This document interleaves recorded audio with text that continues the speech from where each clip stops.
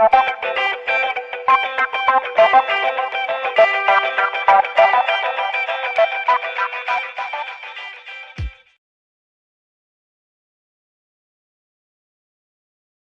was looking at my statistics the other day and I realised only 1.2% of people are subscribed to me. So please, if you're not subscribed, please subscribe and like the video. It helps me out a lot and it means a lot to me. Thank you very much, and please enjoy the video. Hello YouTube, and welcome to another episode of Sodor Boigraphys. This one is about the Skarloey Railway. Now, I was doing them in order, so Thomas number 1, Ed number 2, Henry number 3, Gordon number 4. But I decided to mix it up a little and add a few, Skarloey Railway in between. And I might add a few other things like the Cordyfell Railway or the Mid-Sodor Railway in between future Sodor Boigraphys. So if you enjoy this, please like and subscribe, and please enjoy the video. The Skarloey Railway. This narrow gauge railway had its beginnings in 1806 when a horse-worked plateway was laid from Crosney-Kernin to Ballardwell. The Crovansgate Mining Company had a copper mine in the lower slopes of Ward Fell.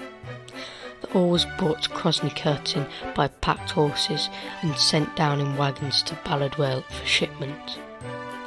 They relaid this line in 1820 with the fish-belly edge rails and extended up to Benglass Valley to the mine. It was quite simply called the railroad, for there was no other in the whole island. It was considered a marvel in its day. From Crosney-Kernin a chain of 5 successive inclines strode boldly up toward Fell, and their remains, much overgrown, can still be seen from the north road of the level crossing at Crosney-Kernin. Following the Festiniog Railway's lead on steam locomotives in 1863, improvements were called for. James Spooner was engaged to survey a line suitable gradients for steam haulage. It was first intended that this line, like its predecessors, should be a mineral line only. The valley itself was sparsely populated, and though that perhaps one coach in addition to the set of quarrymen's coach would suffice for local needs. When, however, during the survey, the long-forgotten lake and hidden hollow of Skarloey was accidentally rediscovered, the board's thinking for the railway underwent a change. Spars were popular at this period and offered the possible of a luxurious passenger business. Skarloey's mineral springs and sheltered situation took hold of the minds of some of the members of the board. Among them, Seamus Trebrock, who convinced the idea of developing Skarloey as a spa. A hotel and a number of villas were built as a specification of the gravity-worked incline which had been installed.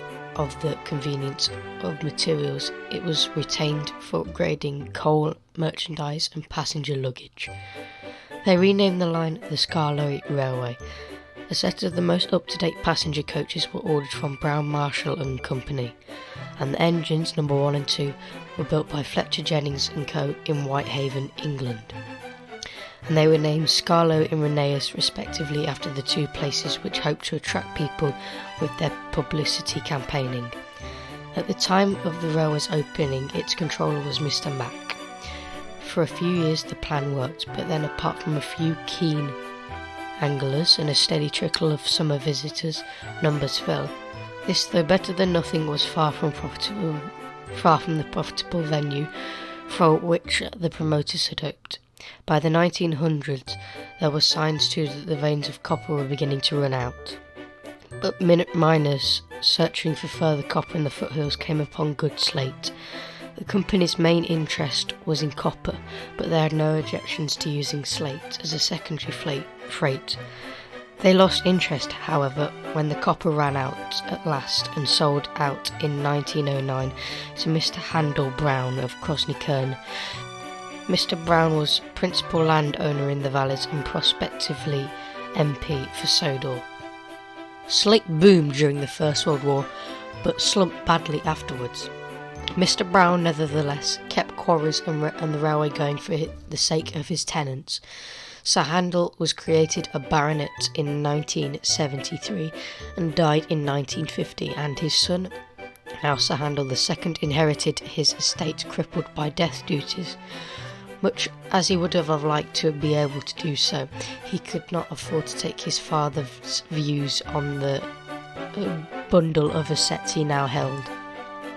The railway's controller between 1936 and 1951 was Mr. Robert Sand,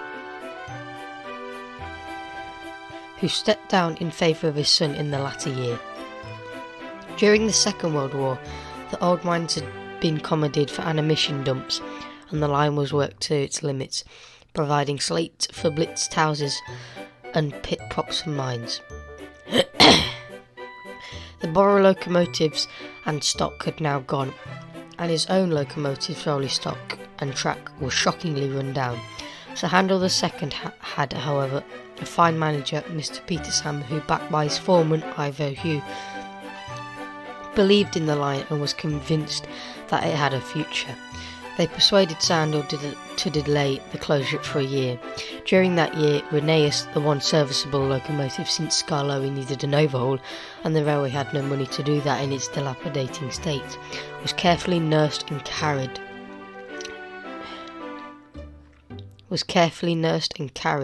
the whole bundle of traffic. But this epic heroism would have availed little had it not been for these two discoveries.